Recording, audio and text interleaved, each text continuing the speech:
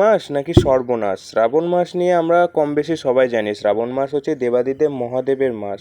তো শ্রাবণ মাসেই ঘটে চলে দুটি ভয়ানক ঘটনা। একটি হচ্ছে খুবই ভালো এবং দ্বিতীয়টি খুবই খারাপ। তো সেই নিয়ে আজকে আমার ভিডিও। তো ভিডিওটা না টেনে শেষ পর্যন্ত দেখতে থাকো। তো চলো শুরু করা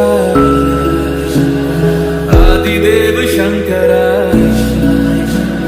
হিন্দু পুরাণ অনুযায়ী শ্রাবণ মাসেই দেবাদিদেব মহাদেব প্রথমবার মর্তে এসেছিলেন এবং তাকে স্বাগত জানানোর জন্য প্রচুর ছেলে ও মেয়ে সম্মিলিতভাবে একত্রিত হয়েছিলেন এবং তাদের সকলের মনস্কামনা পূরণ হয়েছিল। তাই তখন থেকেই শ্রাবণ মাসকে নিয়ে ঘটে চলে একটি ঘটনা।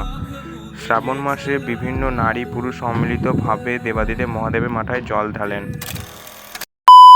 এতক্ষণ তো দেখলে শ্রাবণ মাস নিয়ে একটি ভালো ঘটনা, কিন্তু এবার তোমাদের সামনে তুলে ধরছি আসল সত্যটা। শ্রাবণ মাসে বিভিন্ন ভক্তরা ট্রেনে বাসের মধ্যে গাঁজা সেবন থেকে শুরু করে মদ্যপান সমস্ত কিছু খোলাভাবে করতে থাকে, যেটি তাদেরও তো ক্ষতিকারক এবং অন্যান্য যাত্রীদেরও ক্ষতিকারক। তাই বলাই চলে শ্রাবণ মাস নাকি সর্বনাশ।